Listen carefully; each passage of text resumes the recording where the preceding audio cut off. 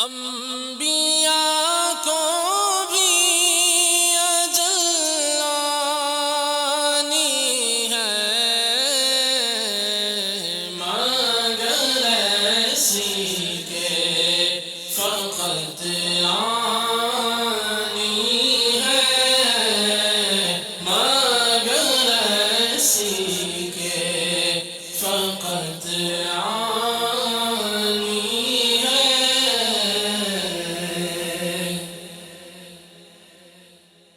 الحمدللہ رب العالمین والصلاة والسلام علی خاتم النبیین اما بعد فاعوذ باللہ من الشیطان الرجیم بسم اللہ الرحمن الرحیم الصلاة والسلام علیک یا رسول اللہ وعلی آلک واصحابک یا حبیب اللہ الصلاة والسلام علیک یا نبی اللہ وعلی آلک واصحابک یا نور اللہ۔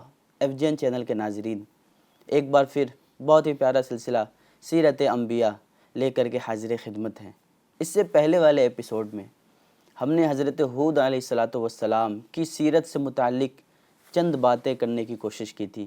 آپ علیہ السلام کا تعارف کیا تھا، آپ نے اپنی قوم کو کس انداز سے سمجھایا، اور آپ کی قوم عاد نے جب آپ کی نافرمانی کی تو ان کے ساتھ کون سا عذاب نازل ہوا۔ ان تمام باتوں پر پچھلے ایپیسوڈ میں باتیں کی جا چکی۔ جی ہاں، آج کس نبی علیہ السلام کے حوالے سے ہم بات کریں گے؟ آج حضرت صالح علیہ السلام اور ان کی قوم سمود کے حوالے سے گفتگو کی جائے گی۔ آئیے ان کا تذکرہ سننے سے پہلے درود پاک کی فضیلت سن لیتے ہیں۔ میرے آقا دو عالم کے داتا صلی اللہ تعالی علیہ وآلہ وسلم نے ارشاد فرمایا، اکثر الصلاۃ علیہ فإن صلاتکم علیہ مغفرۃ لذنوبکم۔ سبحان اللہ۔ حضور پاک صلی اللہ تعالی علیہ وسلم نے ارشاد فرمایا کہ مجھ پر کثرت کے ساتھ درود پاک پڑھو، کیونکہ تمہارا مجھ پر درود پاک پڑھنا تمہارے گناہوں کے لیے مغفرت ہے۔ سبحان اللہ۔ صلو علی الحبیب صلی اللہ تعالی علی محمد صلی اللہ تعالی علیہ وآلہ وسلم۔ قوم عاد کی ہلاکت کے بعد قوم سمود ان کے قائم مقام ہوئی۔ اللہ تعالیٰ نے انہیں بھی طویل عمر اور کثیر نعمتوں سے نوازا تھا، لیکن یہ بھی آخر کار اللہ عز و جل کی نافرمانیوں، کفر و شرک میں مبتلا ہو گئے۔ پھر ان کی اصلاح کے لیے اللہ تبارک و تعالیٰ نے اپنے بہت ہی پیارے نبی حضرت صالح علیہ السلام کو ان کے درمیان رسول بنا کر بھیجا۔ آپ علیہ السلام انہیں توحید ماننے، صرف اللہ تعالیٰ کی عبادت کرنے، بتوں کی پوجا چھوڑ دینے اور اللہ عز و جل کی فرما برداری والے کاموں میں لگ جانے کی دعوت دی۔ لیکن ان میں سے چند ہی لوگ ایسے تھے جنہوں نے ایمان قبول کیا اور اکثریت کفر و شرک پر ہی قائم رہی۔ قوم کے مطالبے پر حضرت صالح علیہ السلام نے اونٹنی کی صورت میں معجزہ بھی دکھایا، لیکن وہ لوگ پھر بھی ایمان نہ لائے۔ حضرت صالح علیہ السلام نے اونٹنی سے متعلق انہیں چند احکامات بھی دیے تھے، جن سے کچھ عرصے بعد قوم نے روگردانی اختیار کر لی اور موقع پا کر اونٹنی کو قتل کر دیا۔ پھر مزید ایک گروہ نے حضرت صالح علیہ السلام کے گھر پر حملہ کر کے انہیں شہید کرنے کی سازش کی۔ جس گروہ نے حضرت صالح علیہ السلام کے گھر کو ڈھانے کی کوشش کی تھی، وہ سازشی گروہ عذاب الہی سے ہلاک ہو گیا، جبکہ بقیہ منکرین 3 دن کے بعد عذاب الہی کا شکار ہو گئے۔ یہ تو مختصراً اجمالی طور پر آپ کو بیان کیا گیا کہ قوم سمود یہ حضرت صالح علیہ السلام کی قوم تھی۔ حضرت صالح علیہ السلام ان کے درمیان میں تشریف لائے، ان کو سمجھانے کے لیے آپ نے سمجھایا، لیکن انہوں نے نہ مانا۔ اکثریت کفر و شرک پر ہی ڈٹی رہی اور بالآخر پھر ان پر عذاب نازل ہوا۔ آئیے قرآن پاک میں حضرت صالح علیہ السلام کا ذکر کن مقامات پر آیا ہے؟ ویسے قرآن پاک میں آپ کا ذکر اور آپ کی قوم سمود کا ذکر اجمالی طور پر بہت جگہوں پر آیا، لیکن اگر تفصیل کی بات کی جائے تو تقریباً 7 صورتوں میں آپ کا ذکر اور آپ کی قوم کا ذکر تفصیل کے ساتھ موجود ہے، جیسے سورہ اعراف، سورہ ہود، سورہ حجر، سورہ شعراء، سورہ نمل، سورہ قمر اور سورہ شمس۔ آئیے قوم سمود کا پس منظر سنتے ہیں کہ قوم سمود کا پس منظر کیا تھا۔ سمود عرب کے ایک قبیلے کا نام ہے۔ جی ہاں، سمود یہ ایک عرب کے قبیلے کا نام تھا۔ ایک قول کے مطابق یہ نام ان کے جد اعلیٰ سمود بن عاص کی نسبت سے رکھا گیا تھا، اور انہیں عاد ثانیہ بھی کہا جاتا ہے۔ جیسا کہ پچھلے سلسلے میں بتایا گیا تھا، قوم عاد یہ دو قوموں کی طرف منسوب کیا جاتا ہے۔ ایک تو حضرت ہود علیہ السلام کی قوم کو قوم عاد کہا جاتا ہے، اور یہی قوم عاد یہ حضرت ہود علیہ السلام ہی کی قوم ہے جو سب سے زیادہ مشہور ہے۔ اور قوم عاد یہ حضرت صالح علیہ السلام کی بھی قوم کو کہا جاتا ہے، لیکن حضرت صالح علیہ السلام کی قوم جس نام سے مشہور ہوئی وہ نام قوم سمود ہے۔ قرآن مجید میں ہے وَأَنَّهُ أَهْلَكَ عَادًا الْأُولَى وَثَمُودَ فَمَا أَبْقَى۔ ترجمہ، اور یہ کہ اسی نے پہلی عاد کو ہلاک فرمایا اور سمود کو تو اس نے کسی کو باقی نہ چھوڑا۔ قوم سمود کا مسکن کیا تھا؟ قوم سمود رہتے کہاں تھے؟ جی ہاں، قبیلہ سمود کے لوگ حجاز و شام کے درمیان سرزمین حجر میں آباد تھے۔ حجاز اور شام کے درمیان میں قوم سمود آباد تھے، جس علاقے کا نام حجر تھا۔ اور ہمارے نبی صلی اللہ تعالیٰ علیہ وسلم اپنے صحابہ کرام علیہم رضوان کے ساتھ غزوہ تبوک کے موقع پر اس مقام سے گزرے ہیں۔ اللہ تعالیٰ نے قوم سمود کو بہت سارے انعامات سے نوازا تھا۔ اس قوم کو انتہائی زرخیز زمین عطا کی تھی، جس کی وجہ سے ان کی فصلیں خوب ہوتی، باغات سرسبز و شاداب تھے، میوے سے بھرے ہوئے تھے، فن تعمیر میں ان کا کوئی ثانی نہ تھا۔ سنگلاخ پہاڑوں اور پتھریلی چٹانوں کو تراش کر نہایت خوبصورت اور روشن ہوادار، مضبوط، بلند و بالا مکانات بنا لینا ان کی تعمیراتی ہنر و کمال کا منہ بولتا ثبوت تھا۔ آج بھی عرب شریف میں ان کی بستیوں اور تعمیر کردہ مکانات کے آثار موجود ہیں، جنہیں مدائن صالح کہا جاتا ہے، اور یہ جگہ آج عبرت کا منظر پیش کرتی ہے۔ اللہ تعالیٰ نے انہیں بہت ساری نعمتوں سے نوازا، لیکن انہوں نے اللہ عز و جل کی نافرمانی کی، اور قوم سمود کے جو مکانات تھے وہ آج عبرت کا منظر پیش کرتی ہے۔ شروعات میں آل سمود اللہ تعالیٰ کے وحدانیت پر ایمان رکھتے تھے اور اسی کے عبادت گزار بندے تھے۔ نیز قوم عاد کا عبرت ناک انجام بھی ان کے پیش نظر تھا، جس سے ڈر کر یہ لوگ اللہ تعالیٰ کی نافرمانی سے بہت بچتے تھے۔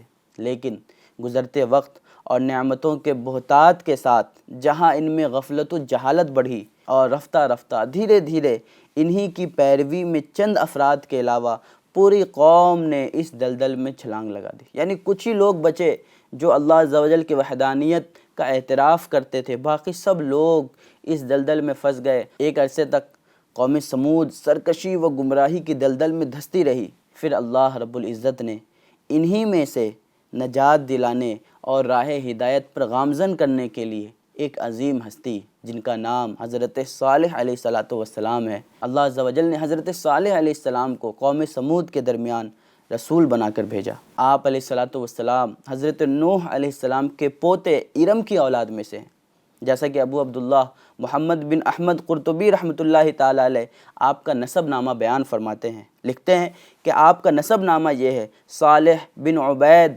بن آصف بن کاشح بن عبید بن حاضر بن ثمود بن عاد بن ارم بن سام بن نوح علیہ السلام۔ مزید لکھتے ہیں کہ حضرت صالح علیہ السلام حسب و نسب دونوں اعتبار سے اپنی قوم میں سب سے بہتر اور افضل تھے۔ ظاہر سی بات ہے، اللہ عز و جل کے نبی ہیں تو کیوں نہ یہ اپنی قوم میں ہر اعتبار سے افضل و اعلیٰ ہوں گے۔ قرآن پاک میں حضرت صالح علیہ السلام کے اوصاف آپ کی مبارک زبان سے ہی بیان فرمائے گئے۔ ارشاد باری تعالیٰ ہے، اعلان رسالت کے وقت آپ نے خود ارشاد فرمایا انی لکم رسول امین، کہ بے شک میں تمہارے لیے امانت دار رسول ہوں۔ سبحان اللہ۔ اپنے اوصاف کو بیان کرتے ہوئے آپ نے خود خلوص و للہیت کو بھی بیان کیا، جس کا ذکر قرآن پاک میں موجود ہے۔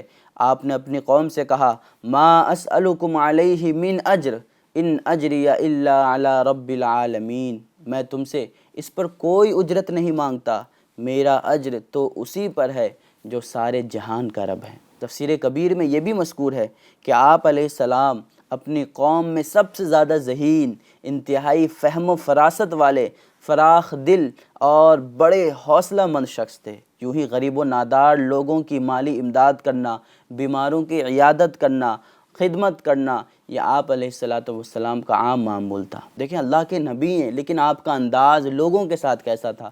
کوئی بیمار ہو جاتا اس کی عیادت کرتے، کوئی غریب ہوتا اس کی مالی تعاون کرتے، کوئی پریشان حال ہوتا اس کی پریشانی دور کرتے۔ اللہ تبارک و تعالی ہمیں ان انبیاء کرام علیہ الصلوۃ والسلام کا صدقہ عطا فرمائے۔ آج ہمارے اندر کچھ اچھی کوالٹیز آ جائیں، اگر ہمارے اندر کچھ اچھے اوصاف آ جائیں، لوگ ہمیں عزت دینا شروع کر دیں، پھر تو گویا ہمارے پیر زمین پر ٹھہرتے ہی نہیں ہیں، پھر ہم چھوٹوں کو ایک عجیب طریقے کی حقارت کی نظر سے دیکھ رہے ہوتے ہیں۔ اے کاش ہم جتنے بھی بڑے منصب پر چلے جائیں، لوگوں کے ساتھ معاونت کا کام کرنا، لوگوں کے ساتھ حسن اخلاق کا مظاہرہ کرنا، جو غریب ہیں، جو پریشان حال ہیں، ان کی پریشانیوں کو، مصیبتوں کو دور کرنا، یہ بہترین وصف ہے، یہ انبیاء کرام کا وصف ہے۔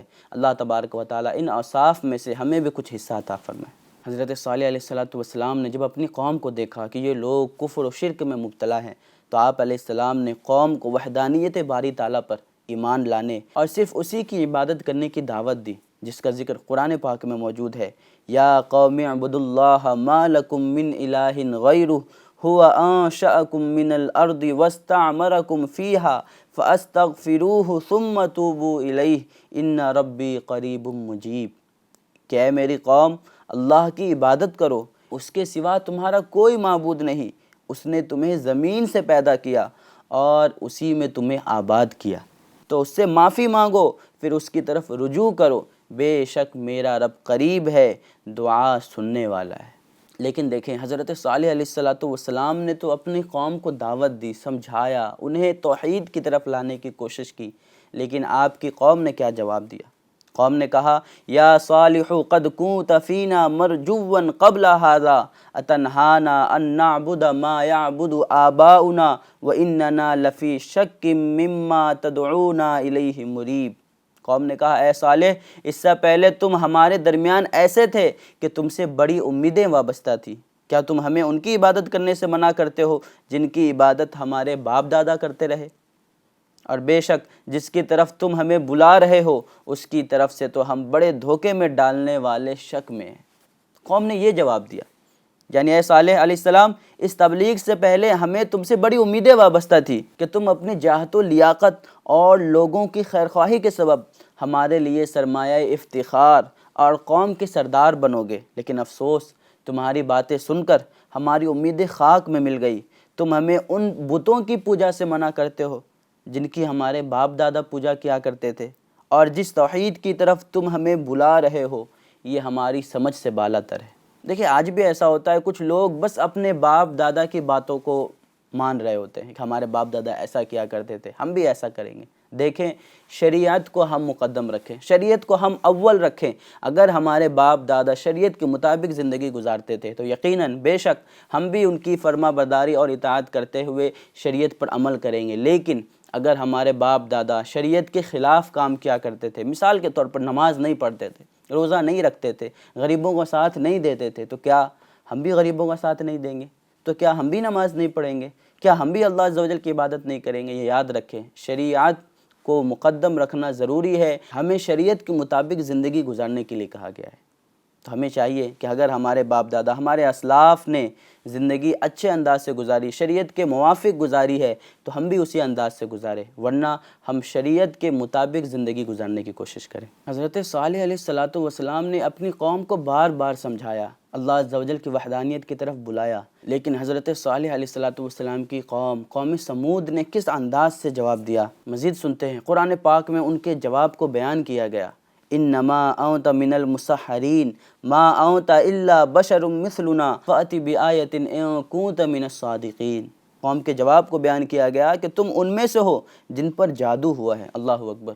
قوم حضرت صالح علیہ السلام کو کیا کہہ رہی ہے کہ اے صالح علیہ السلام، تم ان میں سے ہو جن پر جادو ہوا ہے، تم تو ہم جیسے ہی ایک آدمی ہو، اگر تم سچے ہو تو کوئی نشانی لے کر کے آؤ۔ قوم نے مزید یہ بھی کہا کہ ہم اپنے ہی ایک آدمی کے کس طرح تابع ہو جائیں، حالانکہ ہماری تعداد بہت زیادہ ہے جبکہ وہ اکیلا ہے، اگر ہم اس کی پیروی کریں تو یہ ہماری گمراہی اور دیوانگی ہوگی۔ وہ یہ سمجھ رہے تھے کہ حضرت صالح علیہ السلام اکیلے ہیں، ہم ان کی اطاعت و فرما برداری کیسے کریں جبکہ وہ ہمارے ہی میں سے ہیں، ہم کس طریقے سے ان کو نبی مان لیں، کس طریقے سے ان کی باتوں کو مان لیں۔ قرآن کریم میں ہے کذبت ثمود بالنذر فقالوا ابشرا منا واحدا نتبعه انا اذا لفی ضلال وسعر۔ سمود نے ڈر سنانے والوں یعنی رسولوں کو جھٹلایا تو انہوں نے کہا کیا ہم اپنے میں سے ہی ایک آدمی کی تابع داری کریں جب تو ہم ضرور گمراہی اور دیوانگی میں ہیں۔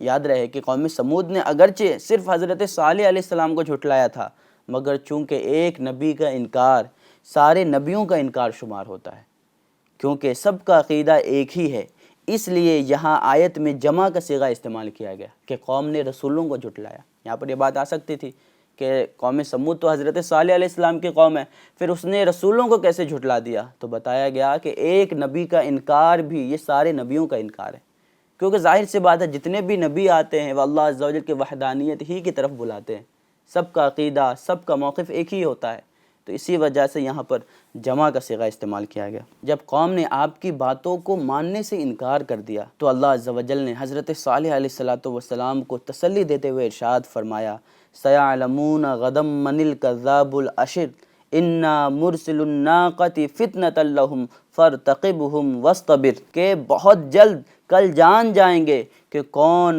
بڑا جھوٹا متکبر تھا۔ اللہ عز و جل ارشاد فرما رہا ہے جس کا ترجمہ کہ بہت جلد کل جان جائیں گے کہ کون بڑا جھوٹا متکبر تھا، بے شک ہم ان کی آزمائش کے لیے اونٹنی کو بھیجنے والے ہیں، تو اے صالح علیہ السلام تم ان کا انتظار کرو اور صبر کرو۔ اللہ عز و جل صبر کی تلقین فرما رہا ہے کہ صالح علیہ السلام ان کی نافرمانیوں پر آپ پریشان نہ ہوں، آپ صبر کریں۔ آئیے سنتے ہیں کہ حضرت صالح علیہ السلام سے ان کی قوم نے جو اونٹنی کا مطالبہ کیا تھا اس کا پس منظر کیا تھا۔ حضرت صالح علیہ السلام قوم کو اللہ تعالیٰ کی وحدانیت پر ایمان لانے، بت پرستی چھوڑنے کی تبلیغ و نصیحت میں مصروف عمل رہتے تھے۔ آپ علیہ السلام کے بار بار اصرار اور مسلسل تبلیغ و نصیحت سے تنگ آ کر قوم کے سرکردہ لوگوں نے یہ فیصلہ کیا کہ ان سے کوئی ایسا مطالبہ کیا جائے، کوئی ایسی بات ان سے کی جائے جس سے یہ پورا نہ کر سکے، یوں ہم ان کی مخالفت میں سرخرو اور یہ اپنی تبلیغ سرگرمیاں بند کرنے پر مجبور ہو جائیں گے۔ یعنی انہوں نے جان بوجھ کر سوچا کہ کچھ ایسی پلاننگ کرتے ہیں، کچھ ایسی بات ان سے کہتے ہیں جس سے یہ عاجز ہو جائیں، پھر ہم ان کا مذاق اڑائیں گے، پھر ہم ان کو برا بھلا کہیں گے۔ چنانچہ ایک دن قبیلے کے لوگ اپنے مجلس میں جمع تھے، اسی دوران حضرت صالح علیہ السلام وہاں تشریف لے آئے اور حسب معمول انہیں اللہ عز و جل پر ایمان لانے اور شرک و بت پرستی ترک کر دینے کی دعوت دی، واعظ و نصیحت فرمائی اور عذاب الہی سے ڈرایا۔ سرداروں نے دیکھا کہ یہ موقع بہت ہی اچھا ہے حضرت صالح علیہ السلام سے کچھ سوال کرنے کا، ان کو عاجز کرنے کے لیے کوئی ایسی بات کرنے کا جس کو یہ نہ کر پائیں اور یہ عاجز ہو جائیں۔ انہوں نے آپ علیہ السلام سے مطالبہ کر دیا کہ اگر واقعی آپ اللہ کے رسول ہیں تو اس پہاڑ کی چٹان سے ایک ایسی اونٹنی نکال دیجئے جو 10 ماہ کی حاملہ ہو۔ ایک تو یہ کہ انہوں نے کہا کہ پہاڑ سے اونٹنی نکالیے، مزید یہ کہ 10 ماہ کی حاملہ بھی ہو، طاقتور بھی ہو، خوبصورت بھی ہو اور ہر قسم کے عیوب و نقائص سے پاک ہو اور نکلتے ہی بچہ جنے۔ آپ علیہ السلام نے ان سے پوچھا کہ اگر میں نے تمہارا مطالبہ پورا کر دیا تو کیا تم لوگ ایمان لے آؤ گے؟ سب نے عہد کرتے ہوئے کہا کہ اگر ہمارا مطالبہ پورا ہو گیا تو ضرور ہم اللہ تعالیٰ کی وحدانیت اور آپ کی رسالت پر ایمان لے آئیں گے اور اللہ عز و جل کی نافرمانی والے کام چھوڑ دیں گے۔ تو حضرت صالح علیہ السلام نے 2 رکعت نماز پڑھ کر بارگاہ الہی عز و جل میں دعا کی اور اس چٹان کی طرف اشارہ کیا تو اسی وقت چٹان پھٹی اور اس میں سے ایک انتہائی خوبصورت، تندرست، اونچے قد والی اونٹنی نکل آئی جو حاملہ تھی اور نکل کر اس نے ایک بچہ بھی جنا۔ آپ علیہ السلام کا یہ عظیم الشان معجزہ دیکھ کر جندہ نامی ایک سردار اپنے کچھ خاص لوگوں کے ساتھ آپ پر ایمان لے آیا، جبکہ دیگر لوگ سرداروں کے بہکاوے میں آ کر اپنے وعدے سے پھر گئے اور ایمان لانے سے انکار کر دیا اور کفر پر ہی قائم رہے۔ حضرت صالح علیہ السلام نے اونٹنی کے حوالے سے چند باتیں انہیں ہدایت کی تھی کہ اسے اس کے حال پر چھوڑ دو تاکہ اللہ عز و جل کی زمین میں یہ جہاں چاہے پھرتی رہے۔ مزید فرمایا کہ اسے برائی کی نیت سے ہاتھ نہ لگانا، نہ مارنا، نہ ہکانا اور نہ ہی اسے قتل کرنا۔ مزید فرمایا کہ ایک دن اونٹنی کی اور ایک دن تمہاری باری ہے، لہٰذا جو دن اونٹنی کا ہے اس دن صرف اونٹنی ہی کنویں پر پانی پینے آئے اور جو دن تمہارا ہے اس دن تم پانی پینے آؤ۔ یعنی حضرت صالح علیہ الصلوۃ والسلام نے کچھ باتیں انہیں سمجھائی، کچھ باتیں انہیں بتائی کہ دیکھو اونٹنی کے ساتھ برائی کا ارادہ مت کرنا، اسے اس کی حالت پر چھوڑ دینا، وہ جہاں چاہے اللہ عز و جل کی زمین میں پھرتی رہے۔ اور پانی پینے کے حوالے سے فرمایا کہ ایک دن اونٹنی کا ہے، ایک دن اونٹنی جا کر پانی پیے، جس دن اونٹنی کا ہو تم اس دن مت جانا، بلکہ جس دن تمہاری باری آئے تم اس دن کنویں پر جانا۔ مزید ان ہدایت کے ساتھ حضرت صالح علیہ الصلوۃ والسلام نے یہ تنبیہ بھی کر دی کہ اگر تم نے ان کی خلاف ورزی کی، ان باتوں کو نہ مانا، تو اس کا انجام بہت خطرناک ہوگا۔ قرآن کریم میں یہ احکام مختلف مقامات پر بیان کیے گئے، چنانچہ قرآن پاک میں ارشاد باری تعالیٰ ہے قد جاءتکم بینۃ من ربکم ہذہ ناقۃ اللہ لکم آیۃ فذروها تأکل فی ارض اللہ ولا تمسوها بسوء فیأخذکم عذاب علیم۔ فرمایا کہ بے شک تمہارے پاس تمہارے رب کی طرف سے روشن نشانی آ گئی، تمہارے لیے نشانی کے طور پر اللہ عز و جل کی یہ اونٹنی ہے، تو تم اسے چھوڑے رکھو تاکہ اللہ کی زمین میں کھائے، اور اسے برائی کے ساتھ ہاتھ نہ لگاؤ ورنہ تمہیں دردناک عذاب پکڑ لے گا۔ ایک تو اونٹنی کا پیدا ہو جانا ہی حضرت صالح علیہ الصلوۃ والسلام کا عظیم معجزہ تھا۔ مزید اس اونٹنی کے پیدائش میں کئی معجزات کا ظہور ہوا کہ وہ اونٹنی نہ کسی پیٹھ میں رہی، نہ کسی پیٹ میں رہی، نہ کسی نر سے پیدا ہوئی، نہ مادہ سے پیدا ہوئی، نہ حمل میں رہی، نہ اس کی خلقت تدریجاً کمال کو پہنچی، بلکہ طریقہ عادیہ کے خلاف، یعنی عام طور سے جس طریقے سے کسی کی ولادت ہوتی ہے اس کے خلاف وہ پہاڑ کے ایک پتھر سے دفعتاً پیدا ہوئی، اور اس کی یہ پیدائش معجزہ ہے۔ مزید اگر دیکھا جائے تو ایک دن وہ پانی پیتی اور دوسرے دن پوری قوم سمود پانی پیتی۔ یہ بھی ایک معجزہ ہے کہ ایک اونٹنی ایک قبیلے کے برابر پانی پی جائے۔ اب دیکھیں مزید اگر حضرت صالح علیہ الصلوۃ والسلام کی اس اونٹنی کے معجزے کے حوالے سے بات کی جائے، اور اس کے پینے کے دن اس کا دودھ دوہا جاتا اور وہ اتنا ہوتا تھا کہ تمام قبیلے کو کافی ہو اور پانی کے قائم مقام ہو جائے۔ سبحان اللہ، یہ تمام چیزیں حضرت صالح علیہ الصلوۃ والسلام کے معجزے پر دلالت کرتی تھی۔ اب دیکھیں کیا ہوا، حضرت صالح علیہ الصلوۃ والسلام نے ان کے کہنے پر اپنے معجزے کا ظہور فرمایا، لیکن قوم سمود کچھ عرصے تک تو آپ کے احکامات پر عمل پیرا رہی۔ پھر جب انہیں اپنی چراہ گاہوں میں اور مویشیوں کے لیے پانی کی تنگی محسوس ہوئی تو وہ لوگ اونٹنی کو قتل کرنے پر متفق ہو گئے۔ جب انہوں نے دیکھا کہ پانی کی کمی ہو رہی ہے، پانی کی قلت ہو رہی ہے، تو ان لوگوں نے مشورہ کیا کہ ایسا کرتے ہیں اونٹنی کو ہی قتل کر دیتے ہیں، اور اس بات پر سب کا اتفاق ہو گیا، اور اس کام کے لیے اپنے ساتھی قدار بن سالف کو منتخب کیا، جس نے اونٹنی کو پکڑ کر تیز تلوار سے اس کی کونچیں کاٹ کر قتل کر دیا۔ اللہ اکبر۔ یہاں پر یہ بھی یاد رکھیں کہ کس نے قتل کیا۔ یہاں پر دیکھیں کہ صرف تھوڑی سی بات کی وجہ سے پانی کی کمی ہو رہی تھی، قلت ہو رہی تھی، وہ چاہتے تو اپنے نبی علیہ الصلوۃ والسلام سے بیان کر کے اس مسئلے کو حل کر سکتے تھے، لیکن ان لوگوں نے آپس میں مشورہ کیا، اتفاق کر لیا، اور بالآخر قدار بن سالف کو منتخب کیا، جس نے اونٹنی کو پکڑ کر تیز تلوار سے اس کی کونچیں کاٹ دی اور قتل کر دیا۔ اونٹنی کو قتل کرنے کے بعد ان لوگوں کی سرکشی اور بے باکی میں مزید اضافہ ہو گیا، چنانچہ اس جرم کا ارتکاب کرنے کے بعد حضرت صالح علیہ الصلوۃ والسلام کے پاس آ کر کہنے لگے، اے صالح، اگر تم رسول ہو تو ہم پر وہ عذاب لے کر کے آؤ جس سے تم ہمیں ڈراتے رہے۔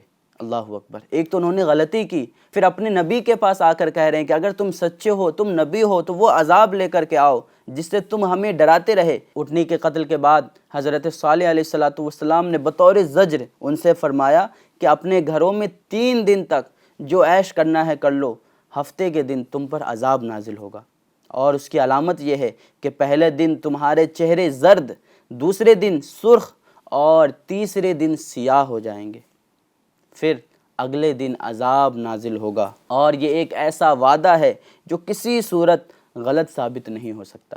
جب حضرت صالح علیہ الصلوۃ والسلام نے انہیں عذاب الہی کی خبر دی اور اس کی علامت بھی بیان کر دی، تو لوگوں نے حضرت صالح علیہ الصلوۃ والسلام کو بھی شہید کرنے کا پروگرام بنا لیا۔ چنانچہ سب قسم کھا کھا کر کہنے لگے کہ ہم رات کے وقت حضرت صالح علیہ الصلوۃ والسلام کے گھر حملہ کر کے انہیں ان کے اہل و عیال سمیت شہید کر دیں گے۔ اس کے بعد اگر آپ علیہ السلام کے کسی وارث نے قصاص یا دیت کا مطالبہ کیا تو کہہ دیں گے کہ ہم نے نہ تو قتل کیا ہے اور نہ ہی ہم قاتل کے بارے میں جانتے ہیں۔ حضرت صالح علیہ السلام کو شہید کرنے کی سازش کرنے والے تو عام عذاب اترنے سے پہلے ہی اپنے انجام کو پہنچ گئے تھے۔ اس کے بعد جب مہلت کا پہلا دن آیا تو حضرت صالح علیہ السلام کے فرمان کے مطابق ان کے چہرے زرد ہو گئے۔ تو شام کے وقت انہوں نے کہا کہ ایک دن تو گزر گیا۔ پھر مزید جب دوسرا دن آیا تو دوسرے دن ان کے چہرے سرخ ہو گئے، اور پھر وہ شام میں کہنے لگے کہ مہلت کے 2 دن بھی گزر گئے۔ تیسرے دن ان کے چہرے سیاہ ہو گئے، اور شام کے وقت وہ پھر کہنے لگے کہ حضرت صالح علیہ السلام کی دی ہوئی مہلت تو ختم ہو گئی، اور ابھی تک انہوں نے جو کہا تھا وہ سب سچا نکلا، اب آگے دیکھو کیا ہوتا ہے۔ چنانچہ چوتھے دن یہ لوگ خوشبو لگا کر تیار ہوئے اور بیٹھ کر انتظار کرنے لگے کہ دیکھو کون سا عذاب نازل ہوتا ہے۔ اللہ اکبر۔